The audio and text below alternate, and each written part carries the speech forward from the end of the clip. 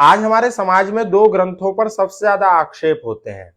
एक, मनुस्मृति को लोग भर भर करके गालियां देते हैं और मनुस्मृति को, उनकी प्रतियों को सड़कों पर, सार्वजनिक स्थलों पर जला देते हैं।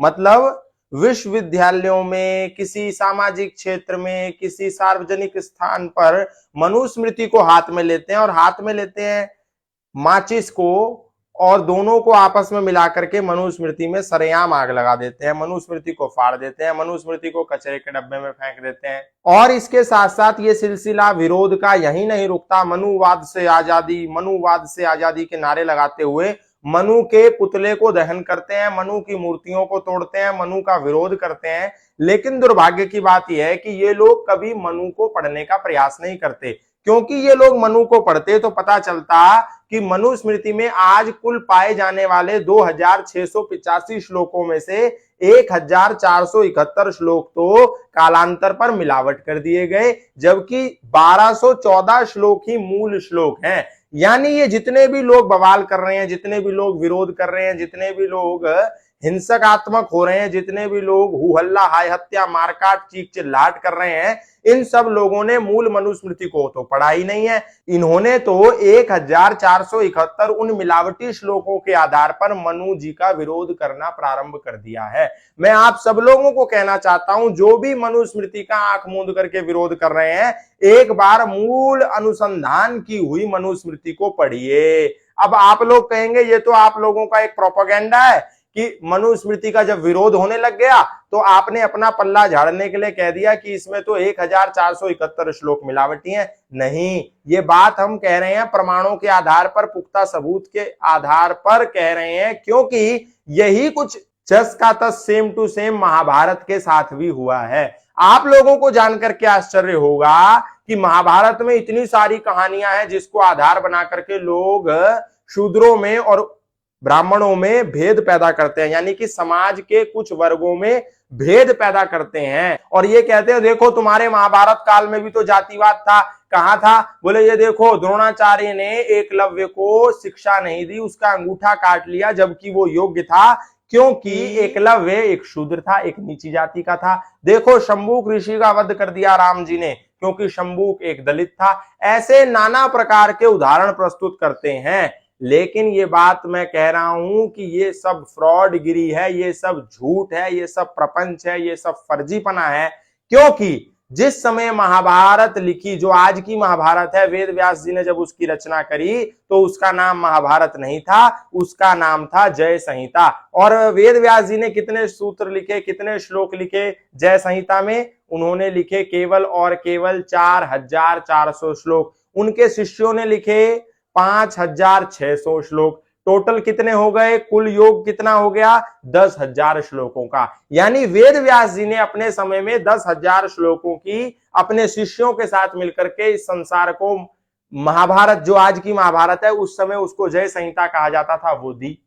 लेकिन उसके बाद विक्रमादित्य के काल में आते आते उसी महाभारत में, यानी उसी जय संहिता में 20,000 श्लोक हो गए। इसका विवरण मिलता है राजा भोज के इतिहास संजीवनी नाम की पुस्तक में। जो संजीवनी नाम का राजा भोज के काल का इतिहास आज भी मध्य प्रदेश के भिंड क्षेत्र स्थित ब्राह्मणों के घर में आज भी आप जाकर के देख सकते हैं। यानी महाभारत जो जय संहिता थी उसमें मूल श्लोक थे 10,000। विक्रमादित्य का काल आते आते उसमें हो गए 20,000। राजा भोज कहते हैं कि मेरे पिता के समय उस भारत नामक ग्रंथ में, बाद में उसका नाम जय संहिता से भारत हो गया, उस भारत नामक ग्रंथ में कितने श्लोक थे? मेरे पिता के समय 25,000 श्लोक थे और मेरी आधी उम्र आते आते इस भारत नामक ग्रंथ में 30,000 श्लोक हो गए मेरी नजरों के सामने। यदि ऐसा ही चलता रहा तो ये जो महाभारत नाम का ग्रंथ है, जो भारत नाम का ग्रंथ है, जो जय संहिता नाम का ग्रंथ है, ये आते आते कालांतर में ऊंट का बोझ बन जाएगा। ऐसा मत कीजिए। और उसी महाभारत में, जिसमें राजा भोज के इतिहास के अनुसार उनके काल में 30,000 श्लोक थे, आज वही बढ़कर के आज के काल में 1 लाख हो गए हैं। इससे साफ जाहिर होता है कि इस महाभारत में लगभग 90,000 श्लोकों को समय समय पर मिला दिया गया और आने वाले समय में यही महाभारत 2 लाख श्लोकों की हो जाएगी।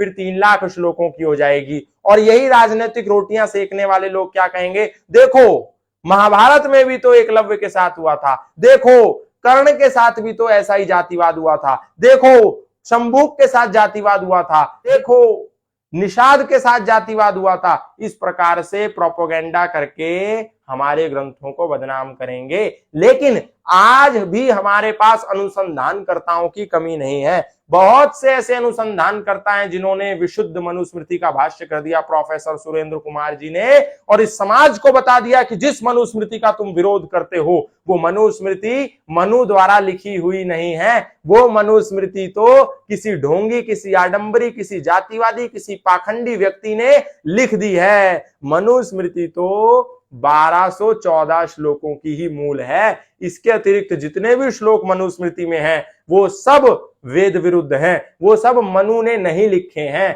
ठीक इसी प्रकार जैसे बाबा साहब भीमराव अंबेडकर के नेतृत्व में इस भारत देश का संविधान बना, उस समय जो संविधान बना था, आज उसी संविधान में 100 से ज्यादा संशोधन हो गए हैं।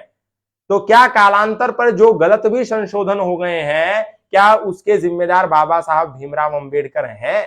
नहीं, बाबा साहब भीमराव अंबेडकर ने जो संविधान लिखा, बाबा साहब उसके जिम्मेदार हैं। बाद में जो भी गड़बड़ होते होते कुछ सही कुछ गलत, कुछ सही कुछ गलत संशोधन हो गए, उसके जिम्मेदार जिस प्रकार बाबा साहब नहीं है, उसी प्रकार उन 90,000 श्लोक जो महाभारत में कालांतर पर मिलावट कर दिए गए, प्रक्षेपित कर दिए गए, इंजेक्ट कर दिए गए, उसके दोषी महर्षि वेदव्यास नहीं है। इसी प्रकार मनु जी भी उन गलत श्लोकों के दोषी नहीं है जो कालांतर पर कर दिए गए। इसीलिए मनुस्मृति का विरोध करने से पहले विशुद्ध मनुस्मृति को पढ़ो, महाभारत का विरोध करने से पहले विशुद्ध महाभारत को पढ़ो, और वाल्मीकि जी की रामायण का विरोध करने से पहले विशुद्ध वाल्मीकि की रामायण को पढ़ो। और यदि कोई बिना पढ़े विरोध करता है तो उसको मुंह तोड़ जवाब भी दो।